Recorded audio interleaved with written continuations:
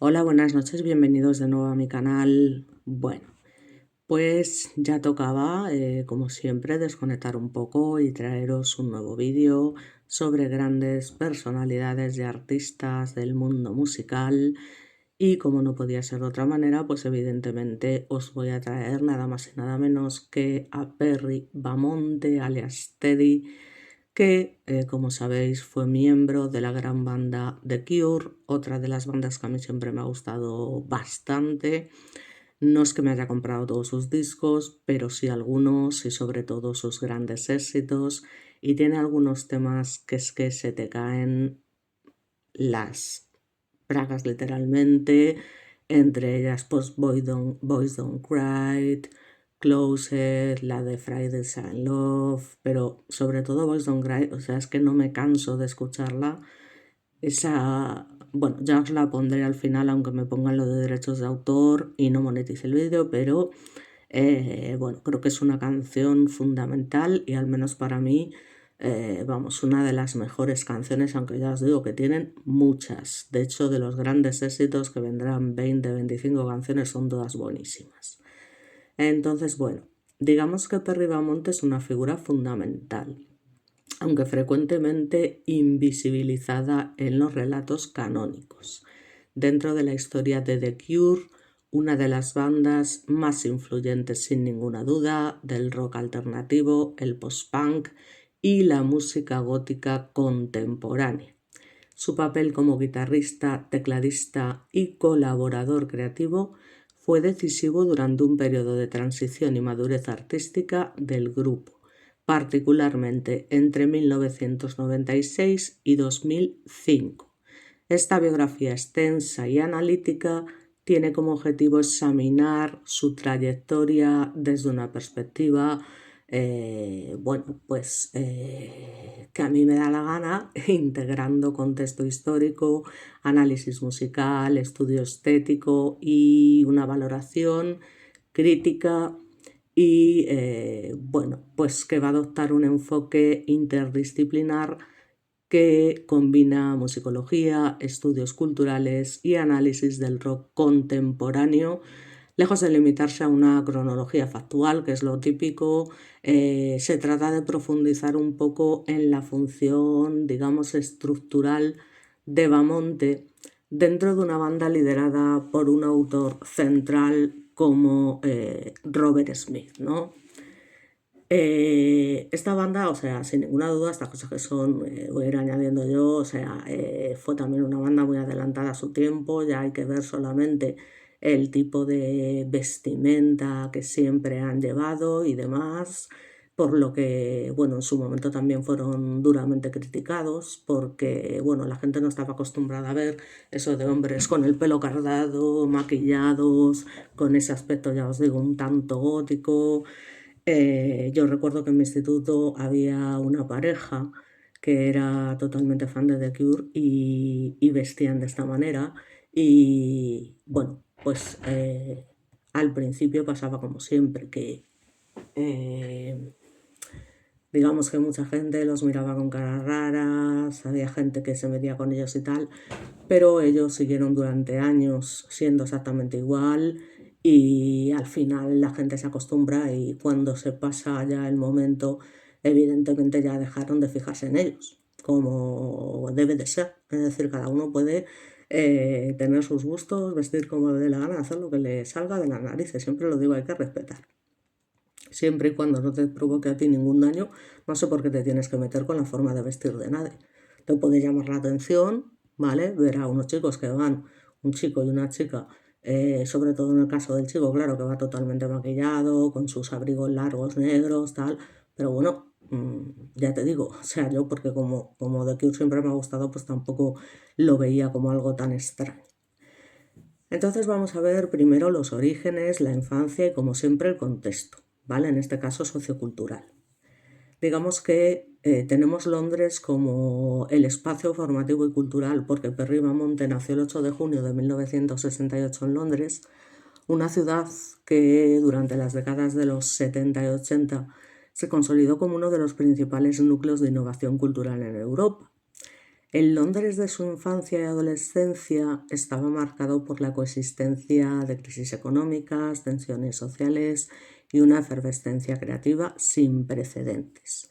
En este contexto, la música popular funcionó como un medio privilegiado de expresión, digamos, identitaria, ¿no? De marcar una identidad y también de resistencia cultural, ¿no? El declive del... tengo que mover un poco porque si no... El declive del optimismo posbélico, el desempleo juvenil y la fragmentación social favorecieron la emergencia de subculturas musicales que cuestionaban los valores dominantes. Un aplauso, porque es totalmente necesario siempre que existan este tipo de grupos. Movimientos como el punk, el post-punk y la new wave redefinieron no solo el sonido, sino también la estética, la actitud y la relación entre artista y público. Crecer en este entorno significó para Bamonte una exposición temprana a la música como fenómeno cultural total, inseparable de su dimensión social y simbólica.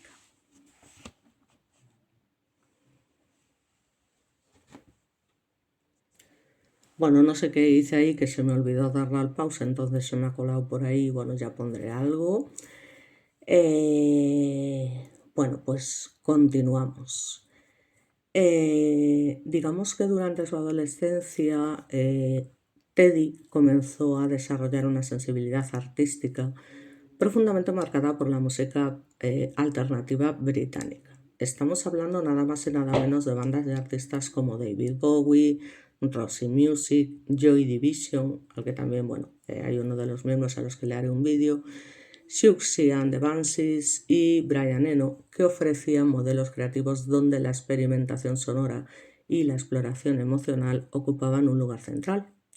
Estas influencias contribuyeron a moldear, pues, una concepción de la música que estaba basada más en la atmósfera y el estado de ánimo que en la destreza técnica. En este sentido, la temprana fascinación de Bamonte por The Cure resulta especialmente significativa, ya que anticipa una afinidad estética que se materializaría años más tarde en su integración en la banda, con lo cual ya la admiraba de por sí cuando entró en ella. Respecto a la identidad, introspección y melancolía, más allá de las influencias musicales concretas, el contexto cultural de su juventud favoreció una identidad artística orientada hacia la introspección y la melancolía. Estas características recurrentes en la tradición post-punk se convertirían en rasgos definitorios de su estilo. Desde sus primeros años, digamos que concebió la música como un espacio de exploración emocional, una perspectiva que sería plenamente compatible con el universo creativo de Robert Smith.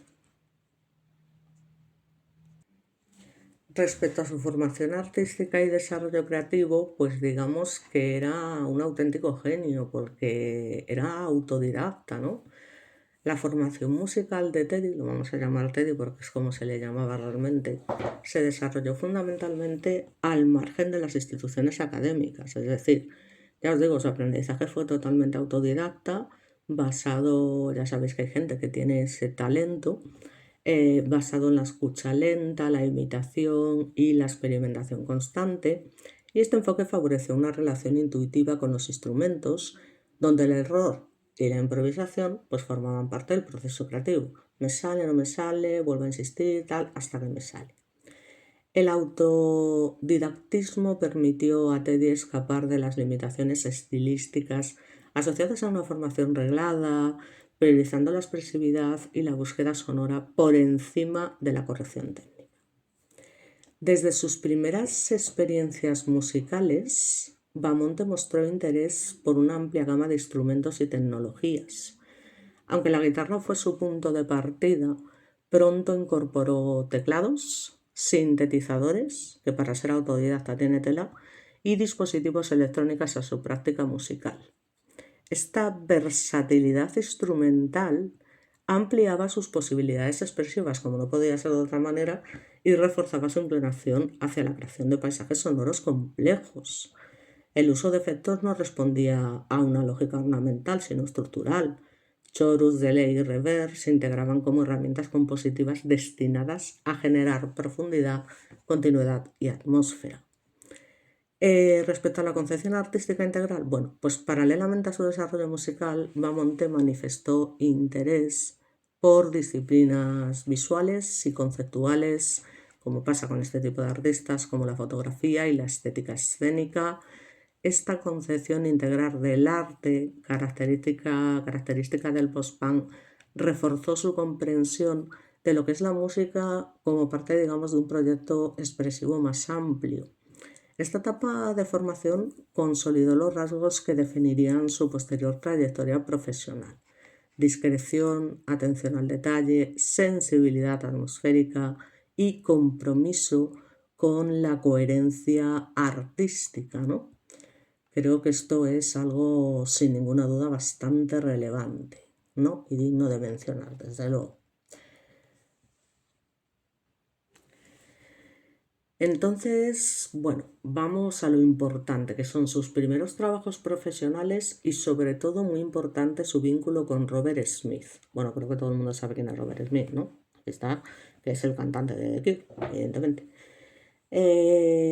Primero trabajó un poco como colaborador y asistente técnico con un aprendizaje, digamos, desde la periferia. Antes de su incorporación oficial a The Cure, Teddy desarrolló una etapa formativa fundamental como colaborador cercano de Robert Smith. Durante la primera mitad de la década de los 90, trabajó como asistente técnico y guitarrista de apoyo, una posición estratégica que le permitió observar desde dentro el funcionamiento real de una banda de alcance global, a la que además admiraba. O sea, imaginaos lo que supone para una persona que admira un grupo terminar formando parte de ese grupo. Este rol implicaba responsabilidades que iban mucho más allá de lo técnico y Bamonte participaba en la preparación de equipos, afinaciones, pruebas de sonido y todo lo que fueran, pues bueno, los ajustes necesarios pues para reproducir en directo las composiciones caracterizadas por una gran complejidad tímbrica, y a través de este trabajo adquirió un conocimiento profundo de la arquitectura sonora de The Cure, así como de la exigencia perfeccionista de Robert Smith. Desde una perspectiva formativa, esta etapa puede interpretarse como un aprendizaje situado. Es decir, Teddy no se formó en aulas y en academias, como hemos dicho, sino en el propio escenario y en el entorno profesional de una de las bandas más influyentes, y esto nadie lo puede negar, del rock británico, independientemente, como digo, de que te guste más o te guste menos. No podemos decir que es una banda mala porque ni de coña, y de hecho solamente hay que escuchar sus canciones, ya te digo, aunque sean sus grandes éxitos, para ver. O sea, es increíble, ya os digo. Tienen temazos, unos temazos que dices, pero este temazo, y además tienen muchos. Es decir, no son los típicos que dicen, bueno, pues tienen 2 o 3 temas que son buenos. No, no, no. Tienen muchos. O sea, todos sus grandes éxitos son la caña. Esta experiencia consolidó su ética de trabajo basada en la precisión, la discreción y la subordinación del ego a la música. Movemos un poquito. Y bueno, me estoy dando cuenta que está ahí. Vale. Luego tenemos lo que es la construcción de una relación creativa basada en la confianza, que fue fundamental. Digamos que la progresiva cercanía entre Teddy y Smith se fundamentó en la fiabilidad profesional y en una comprensión compartida de la música como espacio emocional, ¿no? Digamos que Smith encontró en Teddy a un colaborador capaz de anticipar necesidades, adaptarse a cambios constantes y materializar ideas abstractas en soluciones sonoras concretas, en un grupo históricamente marcado por tensiones internas y salidas frecuentes de miembros. Esta relación de confianza adquirió un valor excepcional. Teddy no aspiraba a disputar el liderazgo creativo, sino a reforzarlo, lo que explica su posterior integración como miembro estable de la banda. Entonces ya pasamos a la que fue su integración oficial en The Cure, como habíamos comentado, en el año 1996 hasta el 2005, ¿no? El ingreso fue en un momento de transición. digamos que la incorporación oficial de Teddy a The Cure se produjo en un contexto de desgaste interno y redefinición artística. Tras el ciclo de éxito comercial y crítico de Disintegration y Wish, la banda enfrentaba la dificultad de sostener su identidad sin repetirse ni diluirse. Es que ser un músico y mantenerse ahí constantemente es algo muy complejo, que nos pensamos que es fácil, pero para nada. Sobre todo con bandas que llevan toda la santa vida tocando, ¿vale? Entonces, la salida de miembros clave había generado vacíos tanto musicales como humanos, y en este escenario Teddy representaba una solución pragmática y estética. Es decir, un músico ya familiarizado con el repertorio, la dinámica interna y especialmente las expectativas de Smith. Por tanto, desde el inicio fue integrado como guitarrista y tecladista con una función eminentemente estructural. Su papel no consistía en redefinir el sonido de The Cure, sino en consolidarlo, y actuó como un refuerzo de las capas armónicas y atmosféricas que habían definido la identidad del grupo desde finales de los años 80. Simbólicamente, su ingreso reafirmó el modelo de banda flexible y jerarquizada, donde los miembros se incorporan en función de su capacidad para servir a una visión autoral central. Así que Teddy asumió este rol con toda la naturalidad del mundo, lo que contribuyó a una etapa de relativa estabilidad. Respecto al contexto histórico de la banda, pues a mediados de los años 90, The Cure atravesaba una fase de redefinición tras el impacto de Disintegration en 1989 y Wish en 1992, en el que la banda, como hemos dicho, enfrentaba el desgaste interno, la salida de miembros clave y la presión incluso de su propio legado, ¿no? Entonces la incorporación de Teddy respondió a la necesidad de recuperar esa densidad sonora y esa flexibilidad instrumental, ¿no? De alguna manera. Por tanto, su función estructural dentro del grupo no fue solo, o sea, no ocupó simplemente el rol de guitarrista solista tradicional.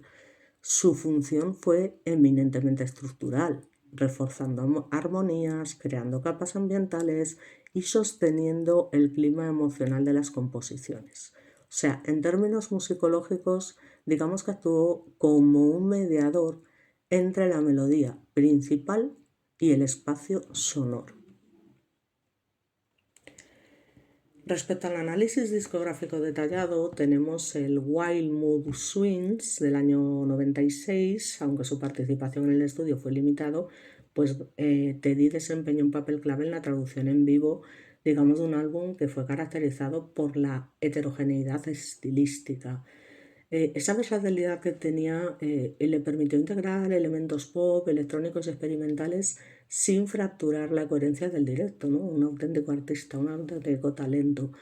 Luego en Blue Flowers, en el año 2000, que constituyó el punto culminante de la etapa de Teddy, fue concebido como un álbum introspectivo y unitario que recupera la estética oscura y melancólica asociada a Disintegration y contribuyó de manera significativa a la construcción de atmósferas expansivas mediante guitarras procesadas y teclados envolventes. Temas como Out of This World, Watching Me Fall y Where the Birds Always Sing evidencian su enfoque espacial del sonido.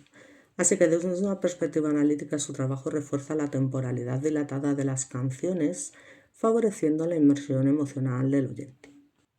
Es que me encanta este hombre, o sea, Robert Smith, ¿eh? O sea, me vais a perdonar, bueno, me gustan todos los miembros de la banda, pero Robert Smith me parece un hombre excepcional, un talentísimo y súper adelantado a su tiempo. Bueno, digamos que ya hay otro álbum, que es un álbum homónimo, que se llama The Cure y que se realiza en el año 2004, un año antes de su salida, y que está producido por Ross Robinson y que introdujo, digamos, un sonido ya más crudo y agresivo, aunque esta estética contrastaba con la sensibilidad de Teddy.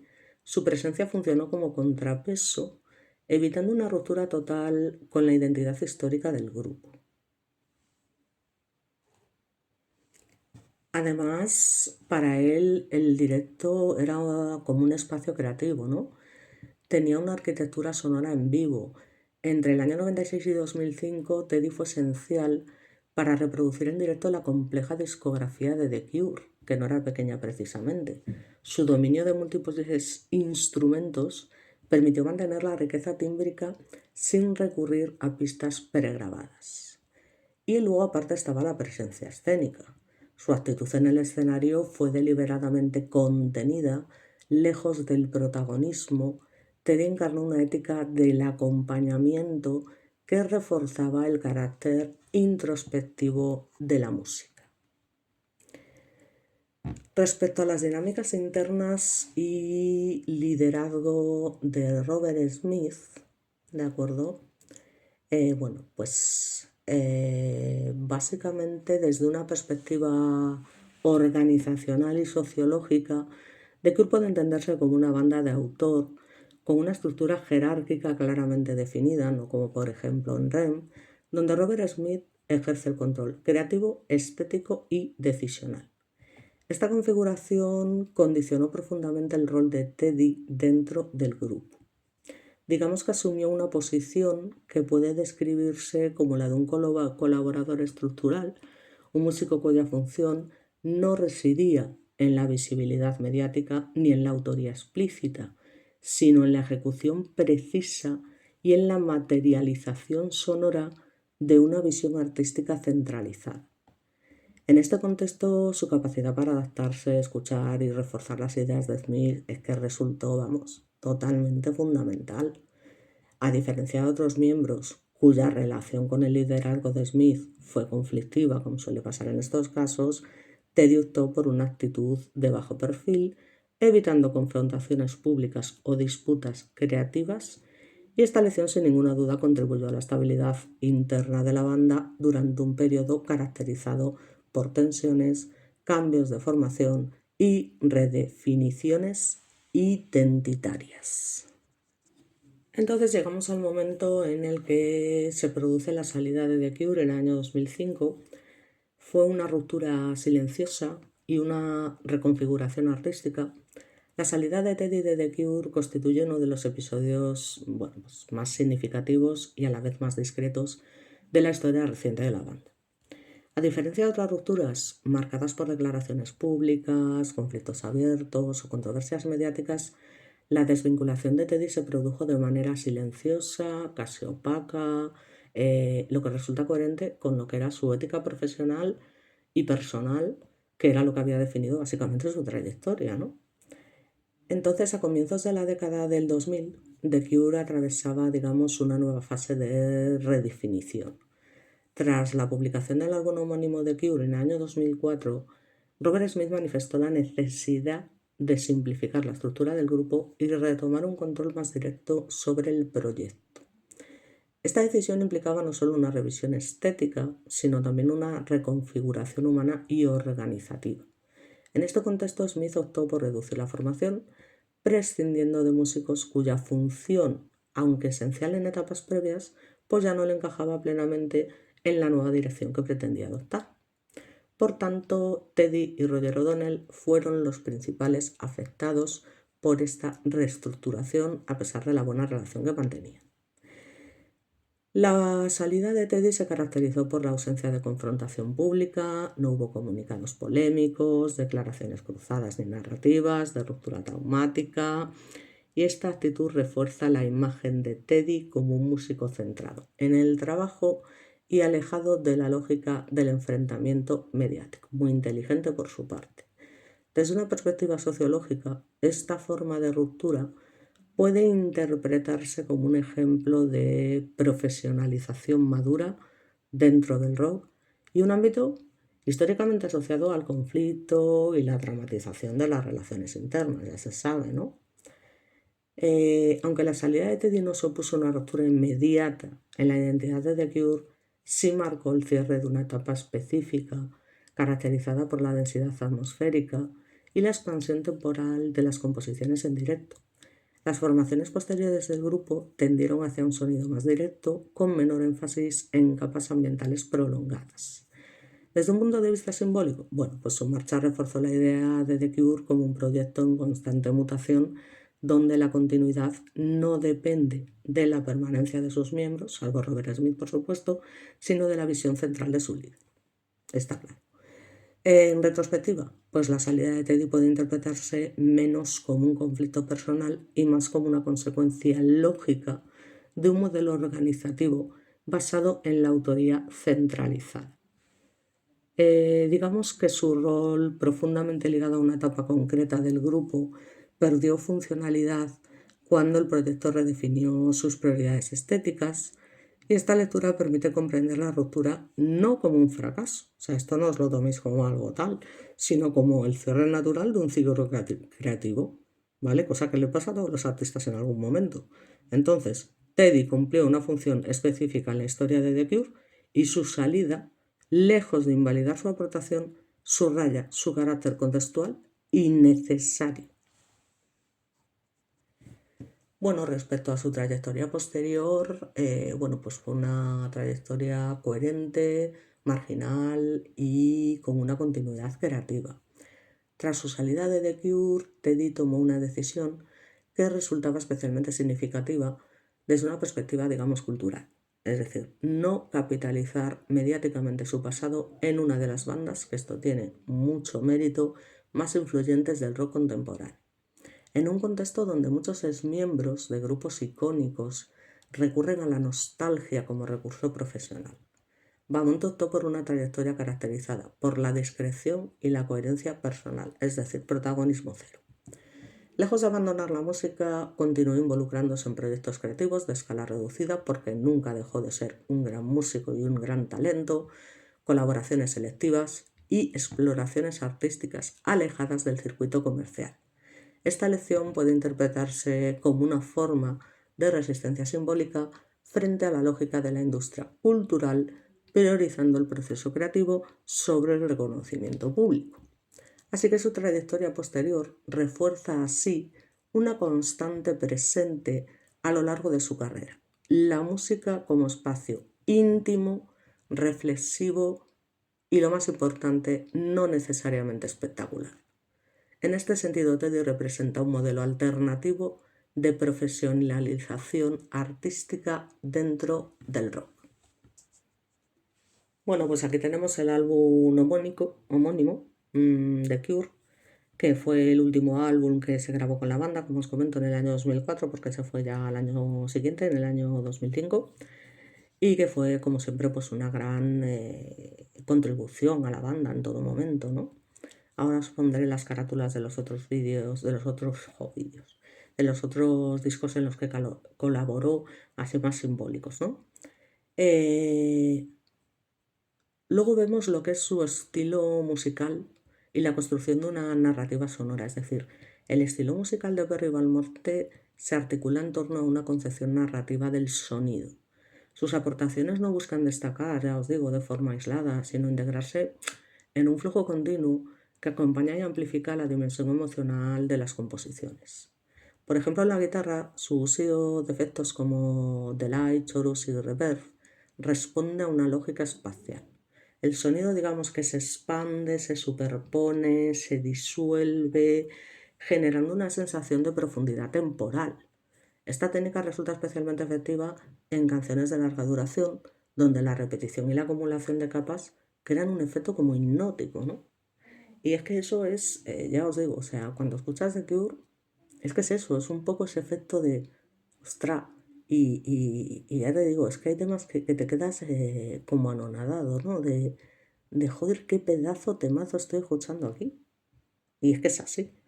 Y ahora lo veréis con el tema que os voy a poner cuando termine el vídeo. Uno de los muchísimos, porque ya te digo, a mí hay muchísimos temas de The Cure que me encantan, pero bueno, ya os voy a poner el que me gusta más por excelencia, porque me parece una obra maestra en lo siguiente. Aquí lo vemos, ya os digo, como teclista y con la guitarra, o sea, era una auténtica máquina teniendo en cuenta que nunca se formó, o sea, que es que esta gente que tiene un talento innato, o sea, que es capaz de aprender ellos solos. Mi hermano lo hizo, por ejemplo, con el bajo. no tuvo profesores ni nada. Empezó a tocar el bajo porque le molaba, a verse vídeos, a tal, y al final terminó formando parte de un par de bandas. Evidentemente estamos hablando de bandas pues de bares y demás, que nunca llegaron a una cosa, pero oye, tenían su público, sobre todo pues muchos amigos conocidos, y tenían además, a mí había alguna canción que la verdad me gustaba bastante. Y además mi hermano siempre ha tenido mucho, digamos, mucha, es que ahora no me sale la palabra, mucha presencia escénica, o sea, eh, digamos que era un poco el alma, ¿no? El alma del grupo, junto con el cantante que era un íntimo amigo suyo de la facultad y que es todo un personaje, pero que se hace querer mogollón y que es uno de sus íntimos amigos de siempre, ¿no? Pondría una foto, pero no, plan. Entonces la comparación entre Teddy y otros guitarristas que formaron parte de The Cure permite comprender mejor su especialidad artística. Paul Thompson, por ejemplo, aportó una expresividad ornamental y una teatralidad visual que marcaron etapas anteriores de la banda. Rhys Gabrels, por su parte, introdujo un enfoque más agresivo, experimental y cercano al virtuosismo, y Teddy se sitúa en un punto intermedio, pero con una identidad claramente definida, no tengáis ninguna duda. O sea, su prioridad, como os comento, no fue redefinir el sonido del grupo, sino estabilizarlo. Así que en términos funcionales actuó como un elemento de cohesión, garantizando continuidad estética entre distintas etapas. Esta comparación evidencia que su menor visibilidad no implica menor relevancia, sino una diferencia en la naturaleza de su contribución. En los teclados y sintetizadores, Teddy refuerza esa narrativa sonora mediante drones, colchones armónicos y texturas ambientales, y el resultado es una música que no se impone, sino que envuelve, y vamos que se envuelve, invitando a una escucha atenta y prolongada. Respecto a la recepción crítica, memoria y revalorización. Bueno, pues durante su etapa activa en The Cure, la figura de Teddy recibió una atención limitada por parte de la crítica generalista. Digamos que la narrativa mediática tendía a centrarse en Robert Smith, ¿vale? Como suele pasar, que ya os dije que normalmente los cantantes siempre son los que parece que se llevan todo el mérito. Y bueno, como pasaba con Cerati, o sea, Cerati era también muy suyo y él era consciente de que era el alma de la banda y vamos, pues esto pasa un poco también con Robert Smith, o sea, él es el protagonista absoluto, el que hace todo, toma las decisiones, en fin. Entonces, bueno, pues es una forma de verlo. Lógicamente yo prefiero una cosa más democrática como hacía Ren, evidentemente, pero bueno, cada grupo tiene su forma de ver las cosas, de actuar, y al final Robert Smith, pues sin ninguna duda, es un personaje, bueno, pues el creador, el todo, ¿no? De la banda. Entonces, bueno, entonces en los álbumes como entidades autorales, ya os digo, la narrativa mediática se centraba siempre en el protagonista, relegando a un segundo plano a los músicos de acompañamiento. Sin embargo, con el paso del tiempo, análisis retrospectivos y comunidades de seguidores especializados han comenzado a revalorizar su aportación. Esta relectura histórica subraya su papel en la cohesión sonora y en la calidad de los directos de finales de los años 90. Este proceso de revalorización pone de manifiesto cómo la memoria cultural del rock se construye de manera dinámica, revisando y corrigiendo relatos previos, lo cual yo veo muy bien, porque hay que reconocer el mérito de todos los músicos independientemente de que haya uno que tenga un protagonismo principal. O sea, al final, joder, es que todos los músicos aportan algo, ¿no? Digo yo, independientemente de que Robert Smith, que yo lo admiro muchísimo, pero eso yo creo que es algo bastante obvio. Bueno, aquí tenéis realmente la portada del disco Cure. Eh, y vamos a ir terminando ya, pues un poco lógicamente hablando de el legado artístico, que es algo que nunca se puede dejar de tratar, y simbólico, ¿no? Digamos que el legado de Teddy debe entenderse desde una lógica cualitativa más que cuantitativa. O sea, su importancia no reside en la autoría explícita de canciones, ni en una imagen icónica asociada al gran público, sino en su contribución silenciosa, un poco como el baterista de REM, a la cohesión estética y emocional de The Cure durante una etapa decisiva. Desde el punto de vista artístico, Teddy ayudó a preservar una concepción de la música basada en la atmósfera, la duración y la inmersión emocional en una época marcada por la progresiva simplificación del rock alternativo. Su trabajo reforzó la dimensión contemplativa y melancólica del grupo. Así que en términos simbólicos, su figura encarna al músico que opera en los márgenes del reconocimiento, recordando que la historia del rock se construye también desde la colaboración, la escucha y la renuncia al protagonismo, cosa que no todos los músicos son capaces de hacer. Y esto trae muchos problemas entre los grupos en general, Guns N' Roses y demás, entre Slash, Axl Rose, es decir, esos protagonismos que todos quieren tener de alguna manera, yo soy más importante que tú, porque tú no sé qué. O sea, esto que sepáis que es una cosa típica en los grandes grupos de toda la vida, ¿no? Pues lo mismo que pasó con Mick Jagger y con, no me saldrá el nombre ahora, de Keith Richards, ¿no? Que a pesar de ser amigos desde que eran niños, pues también tenían unas movidas y unas movidas de la leche, ¿no? Por eso, porque que si tú me quitas protagonismo a mí, que si tú me quitas...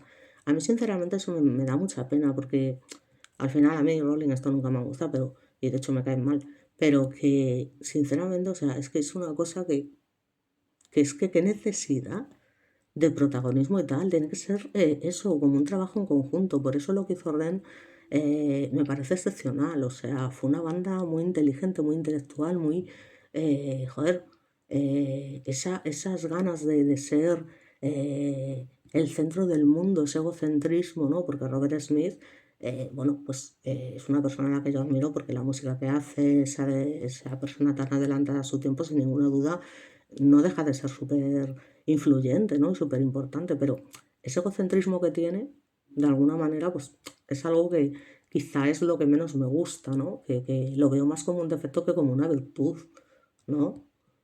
Al menos ese es mi punto de vista, pero bueno, eso no significa en absoluto que no lo admire también profundamente como músico y ya te digo, como una persona que sin ninguna duda creó una moda específica y también muy grande, o sea, eso está claro.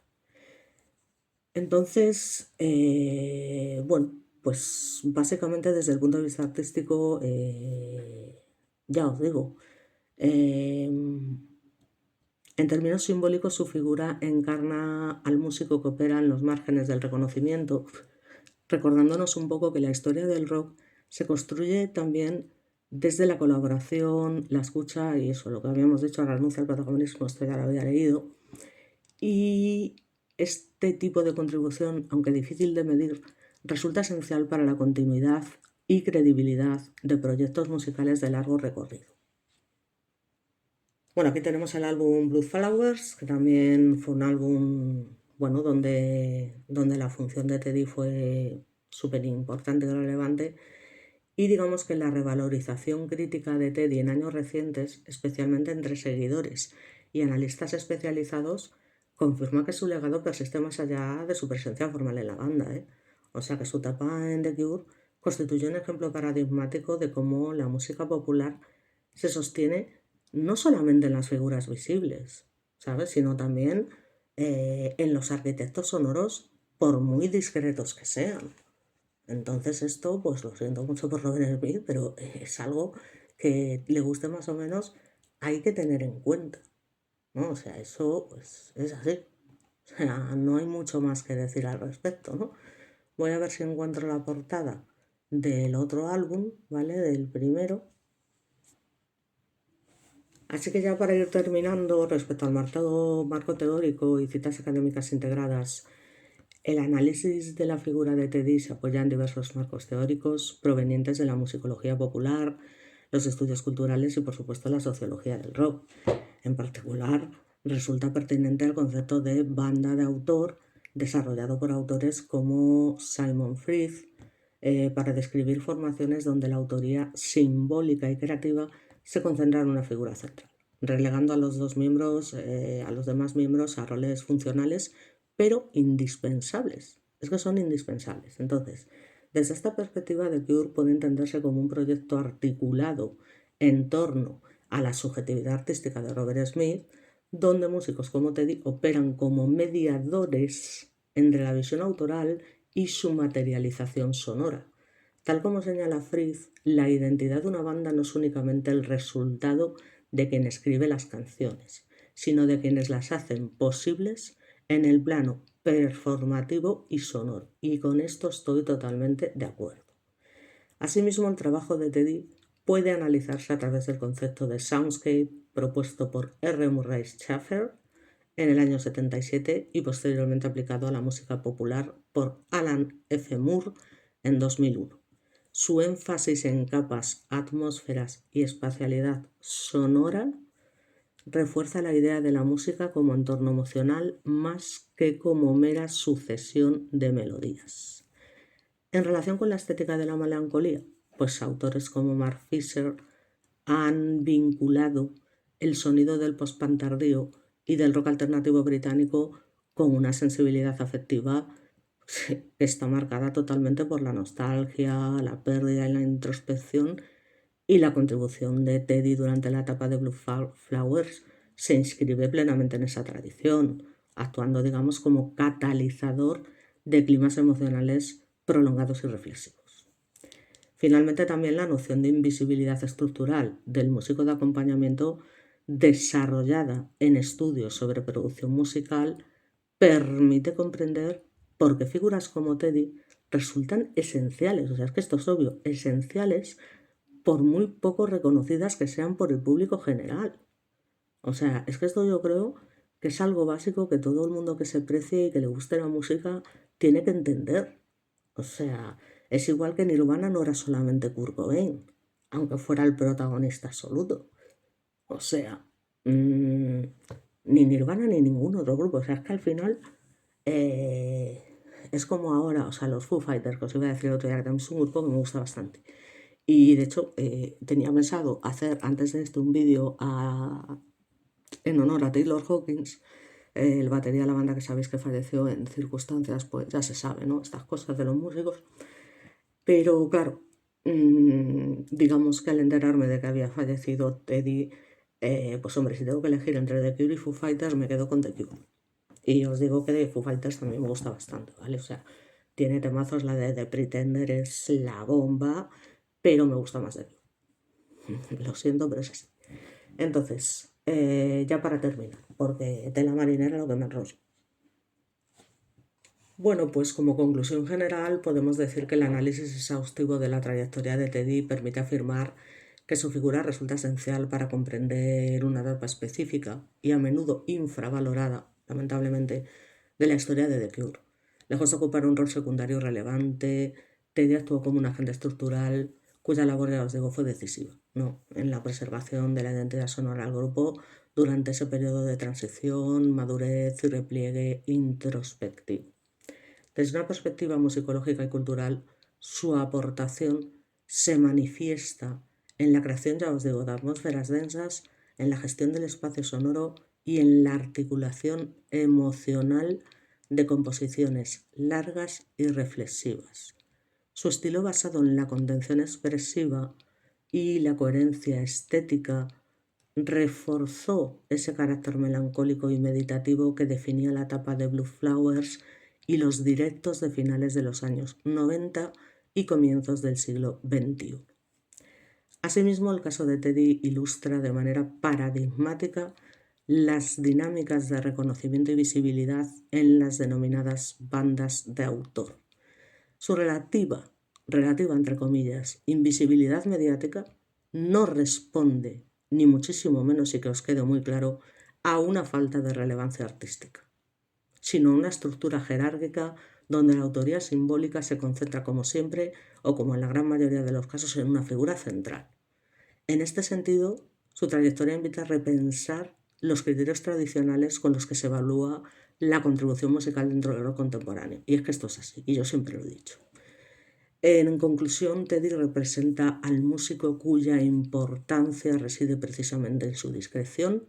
Su legado no se mide en protagonismo ni en autoría explícita, sino en la profundidad emocional, la cohesión sonora y la integridad artística que ayudó a sostener, le pese a quien le pese. Reconocer su papel implica ampliar la mirada crítica sobre la historia del rock y valorar aquellas contribuciones que aunque silenciosas resultan indispensables. Así que con el resumen final me voy. Digamos que, bueno, pues he intentado analizar de manera exhaustiva la figura de Teddy y su contribución a The Cure entre los años 96 y 2005, evidentemente, integrando enfoques biográficos, musicológicos y culturales a través del estudio de lo que fue su trayectoria, su estilo musical y la función estructural dentro de una banda de autor, ya os digo, liderada por Robert Smith, y se demuestra que su aportación fue clave en la configuración sonora y emocional de una etapa concreta del grupo. Así que este análisis pone de relieve, o al menos eso espero, la importancia de los músicos de acompañamiento en la construcción de identidades musicales complejas y propone una reevaluación crítica de los mecanismos de visibilidad y reconocimiento en el rock contemporáneo, en el que las palabras claves, aparte de Teddy, Perry Bamonte, son The Cure, post-punk, rock alternativo, atmósfera sonora, banda de autor, llámale X, ¿no? Y bueno, pues finalmente, y por desgracia, pues bueno, este hombre tranquilo, intenso, inductivo y constante, enormemente creativo, parte vital de la historia de The Cure, bueno, pues lamentablemente falleció a los 65 años después de una breve enfermedad durante la Navidad. Y lo curioso es que se había anunciado en un comunicado del grupo que durante décadas había marcado el paso en la música gótica, post-punk e indie, que tenían previsto tocar, contando con Teddy, en una gira por Reino Unido y Europa en el año 2026. Y fijaros lo que es la vida, que lamentablemente falleció. Y ya os digo, parece ser que fue una enfermedad corta y tal. No se ha especificado exactamente, o al menos yo no he visto exactamente esto, pero bueno, ya os digo. Su historia es la de un hombre que escala desde abajo hasta hacerse un hueco en primera línea y, bueno, pues también tuvo una carrera como ilustrador, colaboraciones en la revista Fly Culture. Entonces, bueno, pues es un tío que también es un auténtico genio y además, bueno, pues durante los años que estuvo con la banda, realizó más de 400 espectáculos tocando en algunas de las canciones más conocidas de la banda como Friday, I Am Love y Hide, ¿no? Entonces, bueno, esto hay que tenerlo también en cuenta. En el año 2019, que sepáis que ingresó de la mano del grupo en el Salón de la Fama del Rock and Roll y se reincorporó, de hecho, en el año 2022 y ofreció otros 90 conciertos, algunos de los mejores en la historia de la banda, y que culminaron con el concierto Show of a Lost World en Londres en 2024. ¡Qué putada! Morir luego en el 2025 y no poder realizar esa maravillosa gira que iban a hacer en el 2026, que la seguirán haciendo igualmente, pero sin él. Así que, bueno, por mi parte, por supuesto, mis condolencias a todas las personas que lo querían, que lo admiraban, a su familia. Lo vamos a extrañar, evidentemente, como a muchos músicos que están desapareciendo. Parece que, jolín, llevamos una racha, macho, que es que no hace más que morir músicos, pues con un perfil bastante importante. Pero bueno, así es la vida, no se puede hacer nada contra esto. Y bueno, lo dicho, nuestros pensamientos están con toda aquella gente que lo admira y lo echaremos de menos. Así que muchísimas gracias y nos vemos en el próximo.